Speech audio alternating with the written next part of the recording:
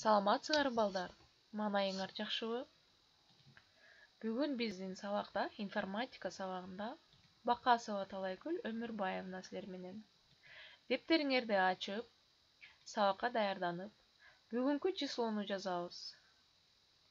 Числону жазып, бүгүнкү өтө турган темабыз компьютердин негизги бөлүктөрү жана алардын функциялары. Сабактын максаты компьютер боюнча түшүнүк алабыз. Адам менен компьютерди салыштырабыз. Компьютердин мүмкүнчүлүктөрүн карайбыз. Эң биринчи балдар, компьютер деген эмне? Ушул компьютер жөнүндө кызык болуп турат, Компьютер англис тилинен которгондо эсептегич деп эсептелинет. Бул маалымат менен иштөөчү универсалдуу машина. Эң биринчи компьютер каякта пайда болгон деген кызыктуу суроо пайда болот, балдар. Эң биринчи компьютер Америкада 1944-жылы ойлонуп табылган. Бул экилик эсептөө системасын иштетүү үчүн ойлонуп табылган. Караңыздар балдар, кандай көлөмү чоң болуп турат, Бул компьютерди, бир эле компьютерди ондогон жана көптөгөн кишилер иштеткен, балдар. Ушунчалык чоң болгон. Азыркы менен компьютер менен мурунку компьютерди салыштырып көргүлө, балдар. Эми адам менен компьютерди салыштырабыз.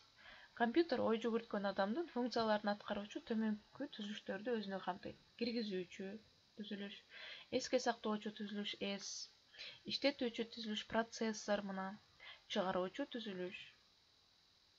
Эми компьютердин негизги түзүлүштөрү, алардын кызматы жана өз ара байланышын карайлы. Мына бул жакта адам менен компьютер бири-бирине кандай байланышы бар карайбыз. Адамдын информациялык кызматы төмөндөгү информациялык процесстердин тигин аткаруусунда турат.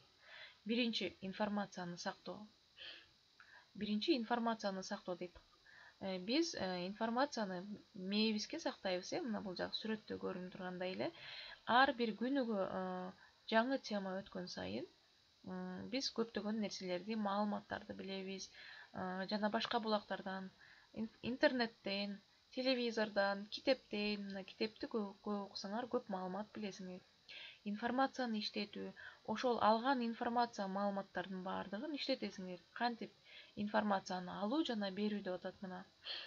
Информацияны алдыңар, китептен окудуңар, анан силер китептен окуп эле тим отурбастан тапшырмаларды бизге айтып бересиңер, же болбосо ата-энеңерге айтып бересиңер.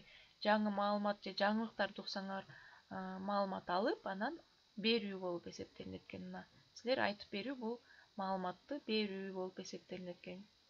Демек, бул процесстерин аткаруу үчүн компьютерге техникалык түзүлүштөр керек болот. Ал төмөндөгүдөй аталат. Ал эми техникалык түзүлүштөрдү карасак, S, компьютердин да Эси болот. Процессор, киргизүүчү жана чыгаруучу түзүлүш болуп эсептелинет. Компьютер иштеп жатканда маалымат киргизүүчү түзүлүш аркылуу эске түшөт. Процессор иштетиле турган маалыматты эстен эстен алып чыгып, аны менен иштейт да, иштетүүнүн натыйжасын ага киргизет.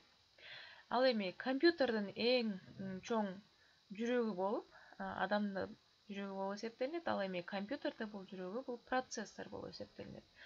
Эгер бул процессор жок, компьютер эч качан иштей албайт. Алынган натыйжа чыгаруучу түзүлүш аркылуу адамга билдирилет. Чыгаруучу түзүлүш кайсы? Мына көрүп тургандай эле монитор.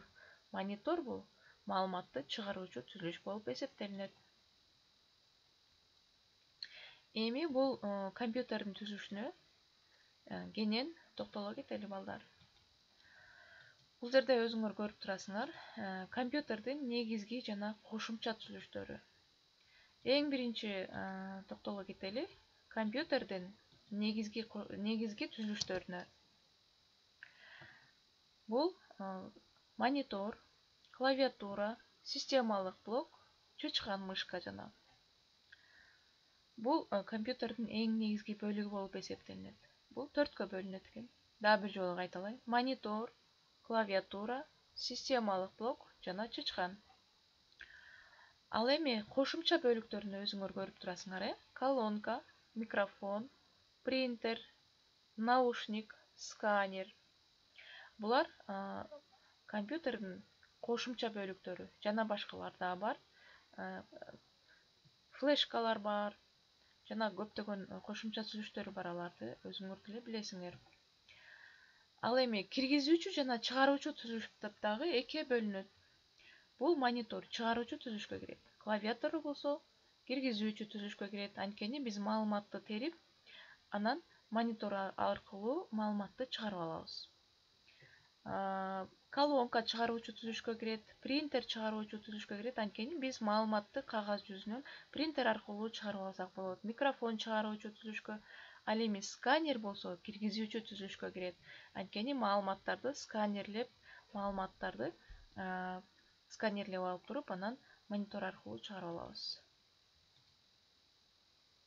Клавиатурага токтоло кетели. Клавиатура бул эң негизги маалыматтарды жана буйруктарды киргизүүчү түзүлүш болуп эсептелинет. Системалык блок. Персоналдык компьютердин эң негизги бөлүгү бул системалык блок болуп саналат, балдар. Эми системалык блоктун ичинде эмне бар деп кызыксаңар, балдар, азыр бир аз кыскача токтоло кетели. Бул кулер болуп эсептелинет. Кулер деген эмне? Бул компьютердин ичиндеги бөлүктөрдү ысытып жибербеш үчүн иштеп турчу желдеткич болуп эсептелинет. Ал эми бул болсо процессор, жанагы айткандай эле компьютердин эң негизги иштете турчу бөлүгү, жүрөгү деп айтсак болот, процессор. Бул болсо оперативдик эс, балдар. Мына бул оперативдик эс, бул убактылуу эске сактоочу. Мисалы, биз маалыматтарды жазып жатып, эгер свет өчүп бир нерсе болуп калса, маалыматтар сакталбай калат. Ал эми бул болсо блок, электр тогун берүүчү блок бул. Бул оперативдик эс, дисковод, жана өзүңөр билгендей эле диск салуучу дисковод. Бул катуу диск. Бул катуу диск деген эмне? Бул маалыматты узак убакытка сактоо турчу диск. Системалык плата, бул энелик плата болуп эсептелинет. Буга дагы кийинчерээк токтолобуз. Видеокарта мына бул жакта жайгашкан. Компьютерде дагы эстин эки түрү бар экен. Мына мен эмеле айтып кеттим силерге оперативдик эсти. Ички оперативдүү жана сырткы узакка сакталуучу эс. Бул узакка сакталуучу эс, бул болсо оперативдик ички эс. Бул болсо сырткы эске кирет, узакка сакталуучу. Сырткы эс деген эмне? Бул катуу диск. Мисалы, бул жактан оперативдик эске свет өчүп бир нерсе болуп калса, маалыматтар сакталбай калат. Ал эми бул узакка сакталып турчу эс, сырткы эс экен.